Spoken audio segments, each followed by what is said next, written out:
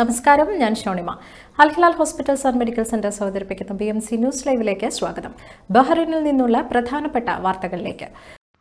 Formula 1 Bahrain grand പ്രീക്ക് വെള്ളിയാഴ്ച തുടക്കമാകും. മത്സരത്തിനായുള്ള ഒരുക്കങ്ങൾ അവസാന ഘട്ടത്തിലാണ്. കഴിഞ്ഞ ദിവസം കിരീടാവകാശിയും പ്രധാനമന്ത്രിയുമായ his royal highness prince Salman bin Hamad Al ഖലീഫയുടെ അധ്യക്ഷതയിൽ ഗുദൈബിയ കൊട്ടാരത്തിൽ നടന്ന പ്രതിവാര മന്ത്രിസഭായോഗം ഗ്രാൻഡ് പ്രീക്സിന്റെ മുന്നൊരുക്കങ്ങൾ വിലയിരുത്തി.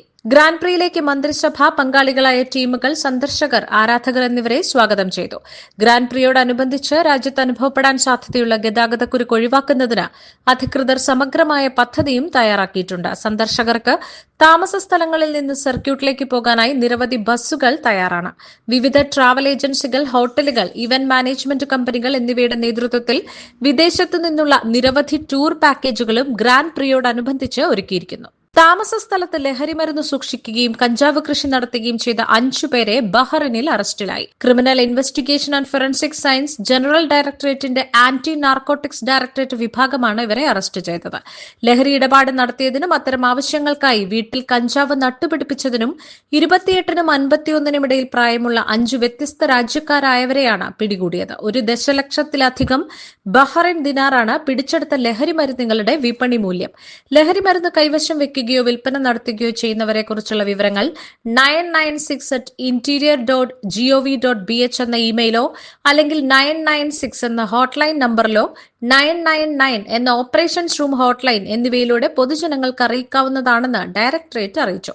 വിവരം നൽകുന്നവരുടെ പേര് വിവരങ്ങൾ വെളിപ്പെടുത്തുന്നില്ലെന്നും അധികൃതർ പറഞ്ഞു. ചൈന ഒഴികെയുള്ള രാജ്യങ്ങൾക്കുള്ള പകരം തീരുവ താൽക്കാലികമായി മരവിപ്പിച്ച് അമേരിക്കൻ പ്രസിഡന്റ് ഡൊണാൾഡ് ട്രംപ്. പകരം തീരുവ മരവിപ്പിച്ചതിന് പിന്നാലെ US വിപണിയിൽ വൻ കുതിപ്പ് രേഖപ്പെടുത്തി.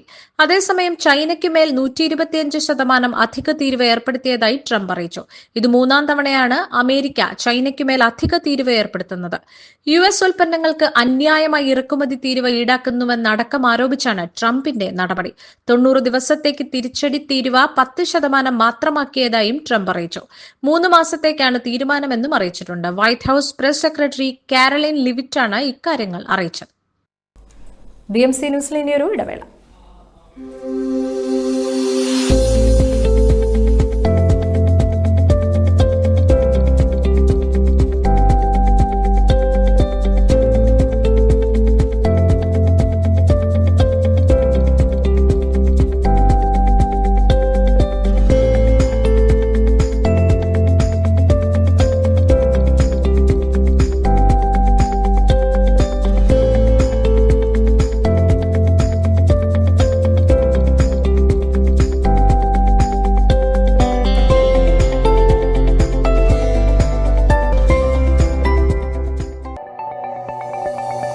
Our skin is the mirror of our soul.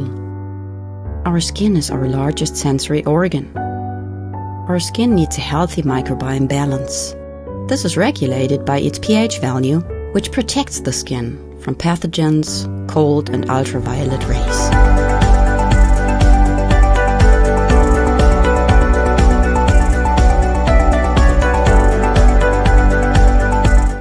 Sebamed protects your skin.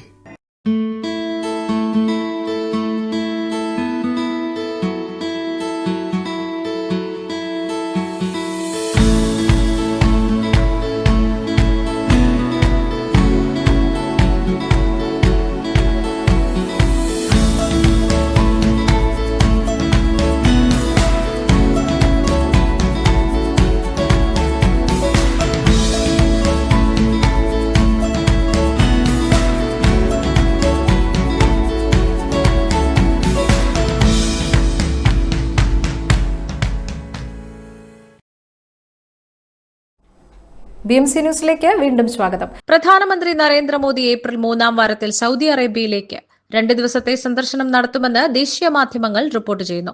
പ്രധാനമന്ത്രിയായതിനു ശേഷമുള്ള മോദിയുടെ 3ാമത്തെ സൗദി സന്ദർശനമാണ് ഇത്. 4 വർഷത്തെ ഇടവേളയ്ക്ക് ശേഷമാണ് അദ്ദേഹം ആദ്യമായി സൗദി അറേബ്യ സന്ദർശിക്കുന്നത്. ജിദ്ദയിൽ സൗദി രാജാവിന്റെ കൊട്ടാരത്തിലായിരിക്കും ഔദ്യോഗിക കൂടിക്കാഴ്ചയുണ്ടാവുക എന്നും റിപ്പോർട്ടുകളുണ്ട്. സൗദി ഭരണാധികാരി സൽമാൻ രാജാവും കിരീടാവകാശിയും പ്രധാനമന്ത്രിയുമായ മുഹമ്മദ് ബിൻ സൽമാൻ രാജകുമാരനുമായും അദ്ദേഹം കൂടിക്കാഴ്ച നടത്തും. 2 ദിവസത്തെ സന്ദർശനത്തിനെത്തുന്ന മോദി സൗദിയിലെ പൊതുസമൂഹവുമായി ട്രംപുമായും സംവദിക്കുമെന്നാണ് സൂചന. വ്യാപാരം, നിക്ഷേപം, ഊർജ്ജം, പ്രതിരോധം എന്നീ മേഖലകളിൽ ഇരു രാജ്യങ്ങളും തമ്മിലുള്ള സഹകരണം ശക്തിപ്പെടുത്തുന്നതിനുള്ള കരാറുകൾ ഒപ്പിട്ടേക്കും. US ദേശീയ സുരക്ഷാ ഉപദേഷ്ടാവ് മൈക്ക് വാൾസ് ഈ മാസം ഇന്ത്യ സന്ദർശിക്കുന്നുണ്ട്. ഇതിനുശേഷമായിരിക്കും മോദി സൌദിയിൽ എത്തുക. മുംബൈ ഭീകരാക്രമണ കേസിൽ മുഖ്യ ഗൂഢാലോചകൻ തഹാവൂർ റാണയ്ക്ക് പരമാവധി ശിക്ഷയുണ്ടാകുമെന്നാണ് പ്രതീക്ഷയെന്ന് മുൻ DGP ലോക്നാഥ് ബെഹ്റ. റാണയെ ഇന്ത്യയിലെത്തിക്കാൻ സാധിച്ചത് നിർണായക നേട്ടമാണ്. ചാർജ് ഷീറ്റ് സമർപ്പിച്ച് 14 വർഷത്തിനു ശേഷമാണ് റാണയെ ഇന്ത്യയിലെത്തിക്കുന്നത്. ആക്രമണം നടത്താൻ മറ്റാരെങ്കിലും സഹായിച്ചിരുന്നോ, ഏതെങ്കിലും തരത്തിൽ പ്രാദേശിക സഹായം ലഭിച്ചിട്ടുണ്ടോ തുടങ്ങിയ കാര്യങ്ങളെല്ലാം ഇനി അറിയാൻ സാധിക്കും, ലോക്നാഥ് ബെഹ്റ പറഞ്ഞു. കേസിൽ ഡേവിഡ് കോൾമാൻ ഹെഡ്ലിയെ അമേരിക്കയിൽ പോയി ചോദ്യം ചെയ്ത ഉദ്യോഗസ്ഥനാണ് ലോക്നാഥ് ബെഹ്റ. കേരളത്തിൽ നിന്ന് ആദ്യ വിമാന സർവീസ് ആരംഭിക്കാനൊരുങ്ങി എയർ കേരള. ഏപ്രിൽ 15 വൈകിട്ട് 5:30 കേരള വ്യവസായ വകുപ്പ് മന്ത്രി P. രാജീവ് എയർ കേരളയുടെ ആലുവയിലുള്ള കോർപ്പറേറ്റ് ഓഫീസ് ഉദ്ഘാടനം നിർവഹിക്കും. പ്രൌഢമായ ചടങ്ങിൽ ലോക്സഭാ എംപിമാരായ ഹൈബി ഈഡൻ, ബെന്നി ബെഹനാൻ, രാജ്യസഭാ MP ഹാരിസ് ബീരാൻ, MLA-മാരായ Anwar Sadath, Roji M. John, Aluva municipal chairman MO John, vice chairperson Saiji Jolly, BJP സംസ്ഥാന പ്രസിഡന്റ് രാജീവ് ചന്ദ്രശേഖർ, മുൻ വിദേശകാര്യ സഹമന്ത്രി V. മുരളീധരൻ, സാംസ്കാരിക രംഗത്തെ മറ്റു പ്രമുഖർ, എയർ കേരളയുടെ സാരഥികൾ, മുതിർന്ന ഉദ്യോഗസ്ഥർ തുടങ്ങിയവർ പങ്കെടുക്കും. എയർ കേരളയുടെ ആദ്യ വിമാനം ജൂണിൽ കൊച്ചിയിൽ നിന്നാണ് പറന്നുയരുക.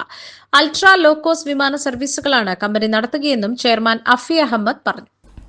ഈ വാർത്തയോടുകൂടി ഇന്നത്തെ BMC ന്യൂസ് ലൈവിൽ മലയാളം വാർത്തകൾ പൂർണ്ണമാകുന്നു. ശുഭരാത്രി.